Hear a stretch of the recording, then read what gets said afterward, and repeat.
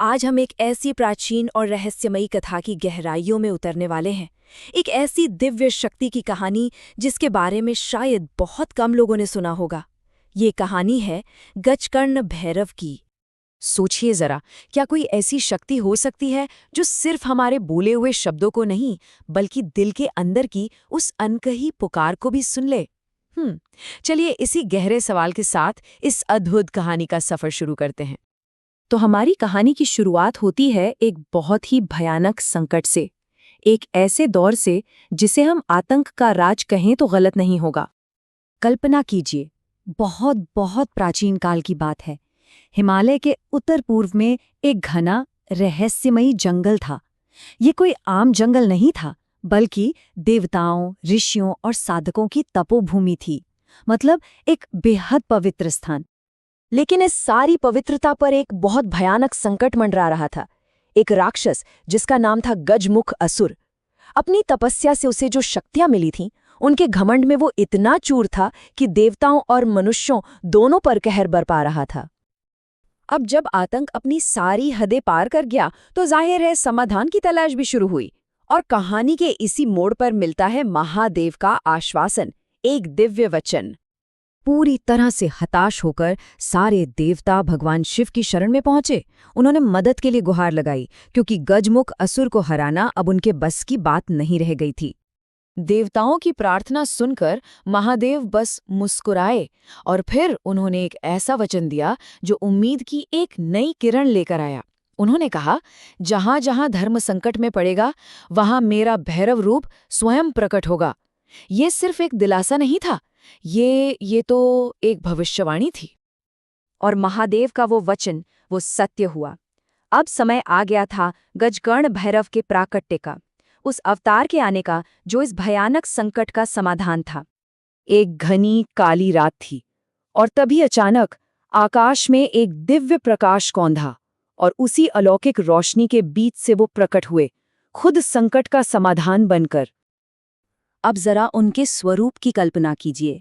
एक हाथ में त्रिशूल जो संहार और सृजन दोनों का प्रतीक है। पूरे शरीर पर पवित्र भस्म लगी हुई है। आंखों में ऐसी ज्वाला है मानो अग्नि खुद उतर आई हो। और सबसे अनोखी बात, उनके कान, जिनका आकार एक दिव्य हाथी के कानों जैसा था। उनका हर एक अंग उनकी असीम शक्ति की गवाही दे रहा था। और जानते हैं, इन्हीं दिव्य कानों की वजह से उनका नाम पड़ा गजकर्ण भैरव। गज यानी हाथी और कर्ण यानी कान। इसका मतलब बहुत गहरा है। इसका मतलब है कि वो किसी भी जीव के मन की उस पुकार को भी सुन सकते हैं जो कहीं ही नहीं गई। और यही थी उनकी सबसे बड़ी और सबसे अनोखी शक्ति। तो अब नायक मैदान में आ चुका था और अब समय था अधर्म पर धर्म की विजय का, उस निर्णायक युद्ध का जिसने सब कुछ बदल कर रख दिया। युद्ध भूमि में दोनों आमने सामने थे। एक तरफ था गजमुख असुर, जिसने अपना विशालकाय रूप धारण कर लिया था। उसकी गर्जना से पहाड़ तक कांप रहे थे। और दूसरी तरफ गजकर्ण भैरव, बिल्कुल शांत, अविचल। ऐसा लगता था मानो उनकी शांति में ही उनकी असली शक्ति छिपी हो। और फिर उन्होंने अपना त्रिशूल उठाया और जो कहा वो इस पूरे युद्ध का सार है। उन्होंने कहा, अधर्म कितना भी बड़ा क्यों न हो, धर्म के एक संकल्प के आगे हमेशा छोटा पड़ जाता है। ये सिर्फ एक वाक्य नहीं था, ये एक शाश्वत सत्य का ऐलान था।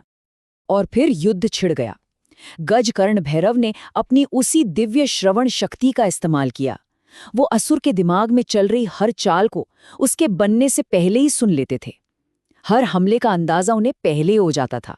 और बस इसी अनोखी शक्ति के दम पर उन्होंने गजमुख असुर को पराजित कर दिया। तो युद्ध तो खत्म हो गया, लेकिन कहानी अभी खत्म नहीं हुई। अब बात करते हैं उनकी स्थायी विरासत की, कि वो कैसे हमेशा के लिए कल्याण का प्रतीक बन गए। देखिए, गजकर्ण भैरव का उद्देश्य सिर्फ एक राक्षस का वध करना नहीं था। नहीं, उनका अस्तित्व 3 बहुत बड़े मकसदों के लिए है। पहला, सभी प्राणियों का कल्याण सुनिश्चित करना। दूसरा, दिव्य सुरक्षा प्रदान करना। और तीसरा, हर तरह के संकट और परेशानी को दूर करना। और बस इन्हीं वजहों से वो हमेशा के लिए आशा का प्रतीक बन गए।